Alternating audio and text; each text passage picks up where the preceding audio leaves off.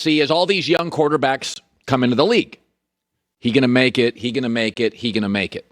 Now, you can generally tell with a big pocket guy, oh, yeah, Trevor Lawrence, that's what it's supposed to look like. It gets difficult with playmakers, and that's what Jalen Hurts is. And I said this yesterday and perhaps the previous 2 days. It's harder for me to guess on playmakers because will the coaching staff and the organization have the patience to let a Kyler Murray or a Lamar Jackson grow as they run around, use their feet for a couple years as they grow as pocket players? And I feel the same way about Jalen Hurts. It's almost like Lamar Jackson is a great example. Like I had issues and I don't get it, doesn't look it, and all of a sudden you're like, after about 7, 8, 9 games, you're like, yeah, it's going to work. So the Eagles have the opposite problem with their young quarterback that most teams do. I mean, they only had 16 first downs. They only passed for 113 yards. They have no time of possession. They don't run the football, don't pass it particularly well. But they were 3 for 3 in the red zone against a really talented defense. Why? Because that's what playmakers do. So when you watch Jalen Hurts, it's not pretty, struggles on the deep ball, misses layups. I'm not denying any of that.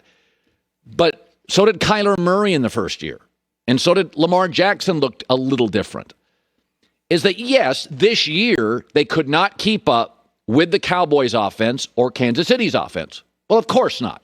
Right now they can't. Either could Arizona in the first year with Kyler Murray. The reality, though, is if you look at the numbers on Jalen Hurts, just go to the data. It's very interesting. His passer rating, 88.6. That's not terrible. He's a kid. His completion percentage, 62.5. Well, that's good enough for the number of starts he's had. 8 touchdowns, 4 picks. All right, that's 2 to 1. You'd like 2.5 to 1. Not terrible. And he's rushed for 5 touchdowns. Got to count those too. So a couple of weeks ago, I'm like, it just doesn't look right to me. And then I'm starting to get to a point where the college game's now into the pro game. It really comes down to the Philadelphia Eagles organization.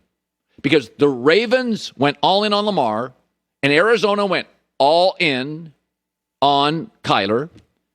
And we know Cincinnati they drafted another wide receiver. They are all in on Joe Burrow. So I watched Jalen Hurts and I'm like, yeah, it's not much to look at, but why are they so good in the red zone? Because of Jalen Hurts. He's hard to defend. And the rest of the numbers aren't terrible. So I think there's just some times when you have this kind of cultural change that's happening in football I am just going to sit and watch it. And even over the last 3 weeks, I'm like, I don't know. I could argue either way. It may just come down to this. Does he get the right coach? Does he get the support? Is the owner all in? Is the GM draft players to help him? I mean, it really may come down to that. They went and got a receiver this year. Now, today, they traded Zach Ertz away for a corner. Now, the good news is Philadelphia is pretty stocked at tight end, and Arizona is clearly going for it. They're going to go for it and get Zach Ertz. They're not great at tight end. That's not necessarily a negative sign for Jalen Hurts because Philly's got tight ends. That's not the issue. They've upgraded wide receiver. Their bigger issue is the offensive line healthy. It's been hit and miss last 3 years. But I really don't know watching Jalen Hurts. I watched them and I'm like, everybody was bailing on Lamar Jackson. The only people now that think Lamar Jackson can't play are dummies. Like, I don't want to be a dummy. I'm just going to watch it. I don't have an answer. It could work. It could not. It may depend largely on the support Jalen Hurts gets. All right. Seth Joyner of the Eagles, former Eagle, will join us a little after 1 hour from now, or about 1 hour, Blazing 5 next hour. And no better team here. The Dodgers really, they paid more than the Giants for hitting, and they got a little better hitting. These teams played 24 times this year. They split 12-12. I mean, literally, the Giants won 107 games this year. The Dodgers won 106. It would have been the Dodgers won 107 and the Giants won 106, but there was a check swing that went the Giants' way during the regular season.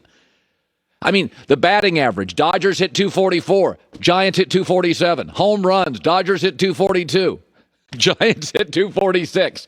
There is no best team. We said this yesterday. It's going to come down to a run. Everybody wants reseeding. Let's have them play. They shouldn't have played that series. It doesn't matter. If these teams played 9 games, they'd go to a game 9. They play 7, they'd go to a game 7. They played 5, they went to a game 5. Fans need the definitive, we are better. The Dodgers aren't necessarily better. What the Dodgers did Even the controversy in this series is even. Earlier this year, the Giants got an umpiring break on a check swing. That won in the division. And then last night, the Dodgers get an umpiring break. Even the controversies were even in this series. But you get what you pay for in baseball. It's the one sport with no salary cap, and the Dodgers have been more willing to open the wallets. There's plenty of money in San Francisco. It's Silicon Valley. Those fans are paying a lot for beers and programs too. But in the end, everybody's complaining about that check swing. Well, the numbers told you Wilmer Flores wasn't going to drive in anybody anyway, because the Giants couldn't drive in anybody the entire series. They won one of their games 1-0. In 3 of their losses, they scored 5 runs. They stopped hitting after game 1. The Dodgers paid a lot for Mookie Betts. It was worth it. He went 4 for 4. The Dodgers pay a lot for Cody Bellinger. He hit .294 in the playoffs with 3 RBIs. Dodgers paid a lot for Max Scherzer. Well, guess what? He was on the mound at the end. Who did the Giants pay for? Buster Posey. He was great in the series. Chris Bryant, they didn't pay a lot for because it was a trade, but he was unbelievable. And he's a free agent. So San Francisco, my recommendation, because the Dodgers would re-sign a Chris Bryant. You got to re-sign a Chris Bryant. I mean, this is all about, in baseball, you kind of get what you pay for. Now, you have the Rays, and you have Moneyball with the A's. Those teams aren't winning the World Series. You can be good, and you can be competitive. But the Dodgers, they did this against the Cardinals. We just talked about this 2 weeks ago. And they did it against the Giants. They went all in on Trey Turner, all in on Max Scherzer, all in on Mookie Betts. They needed every single dollar and player, and they do have the best team in baseball, and my guess is, wherever they play and whoever this is going to come down to their bullpen and out. They've had so many injuries, so many up and down performers like Bellinger this year. So here is the check swing controversy, and to the Giants' credit, they added context to it. They admit they got a break earlier in this year against the Dodgers on a check swing, and here's the ending. 0-2. Scherzer to Flores. Just outside. He went around. Strike 3 gave Morales the first base umpire. The Dodgers are going to the National League Championship Series. These two teams won 109 games coming into this one. 1 game separated them in the standings. 1 game separates them in the National League Division Series, and 1 run separates them. My goodness, it was unbelievable. Gabe Kapler is the manager. Didn't go crazy. Acknowledged when it was all over. These teams are fantastic. Probably the 2 best teams in baseball. And as everybody predicted, it'd go 5. I said yesterday, I thought the Giants would win 3-2. Here's Gabe after. The immediate emotion is frustration, right? And that's happening all throughout the game, and it's heightened on the last play of the game. I'm way past the frustration that I felt in that moment. And I really do think our players and our staff are too. I just don't know how much sense it makes for us on our side, to pick that apart. I don't know how helpful it's going to be. 2 best teams in baseball went to the final moment. It was going to be a messed up bunt, a wild pitch, a check swing. It's almost appropriate. That's how the series ended. An inch on a check swing. That's almost perfectly appropriate because that's all that separated 2 amazing, well-managed, well-run franchises and 2 great baseball teams. All right, let's talk the game last.